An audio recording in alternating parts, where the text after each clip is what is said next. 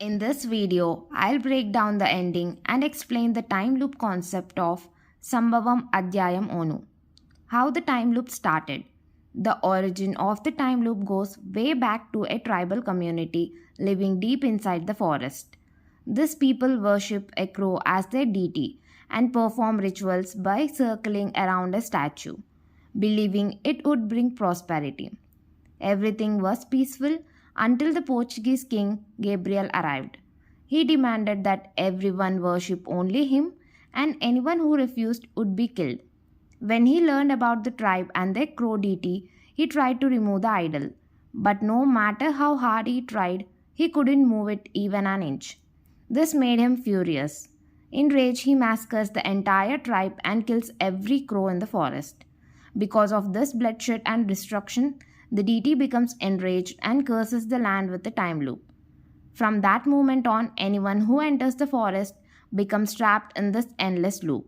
And the twist is the man who tells this story to Anand is actually the one who betrayed the tribe. He was the spy who brought the king there. People who are stuck in the time loop. From what we see in the movie, multiple groups from different timelines are stuck inside this loop. First, a foreign woman, her husband, and a few villagers from 1960.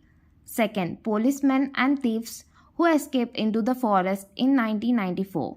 Third, two kids, a brother and a sister. The exact year is unclear, but the brother is Officer Reggie. Fourth, Anand and two cops in 2026. Fifth, the girl who shoots a person along with the teenagers we see at the beginning of the movie. They are likely from the future, possibly the 2050s, because in the end we learn that the girl who shoots at the start is actually Anand's daughter. How the time loop works.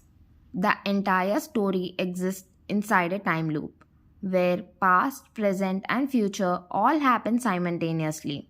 As far as we understand, the rules of this place are: Rule 1. Bloodshed and loud noise triggers time shifts.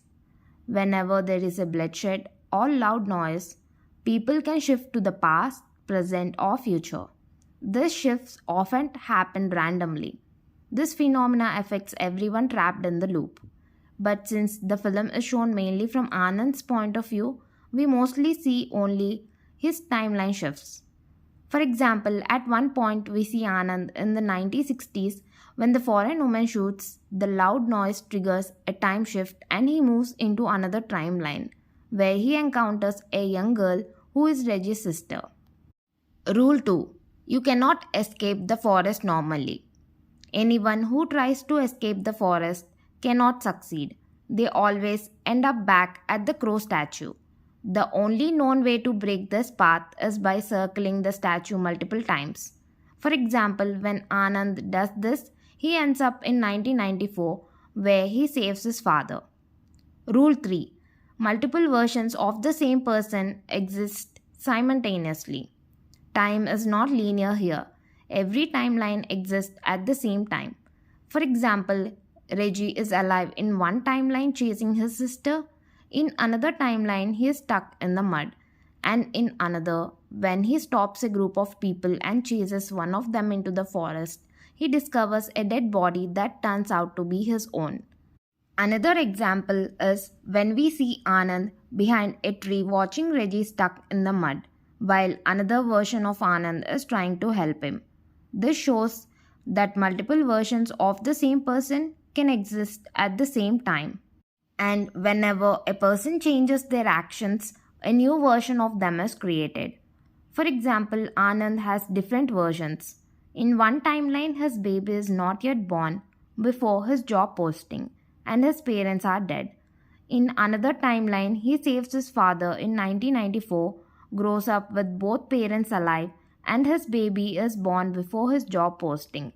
But no matter what changes are made, everyone eventually ends up back in the forest. No one can truly escape the loop.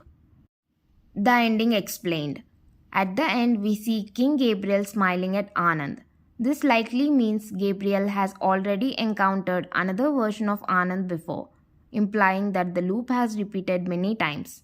At this point, Anand realizes that the only way to break the curse is to stop the incident that originally created the loop. My theory on how to break the time loop. What if Anand could stop the spy from revealing the tribe's location to the king? If that happens, the killings would never take place and the time loop would never exist. Could this finally end the cycle and restore everything to normal? Let me know your thoughts in the comments. And that one person in the auto saying only BSNL signal works here, that was probably our first hint that this place is not normal. So, what do you think about this movie? Do you agree with this explanation or do you have your own theory on how the time loop works? Let me know in the comments. If you enjoyed this video, don't forget to like, subscribe, and hit the notification bell so you don't miss any of my future recommendations. Thank you for watching, and I'll see you in the next one.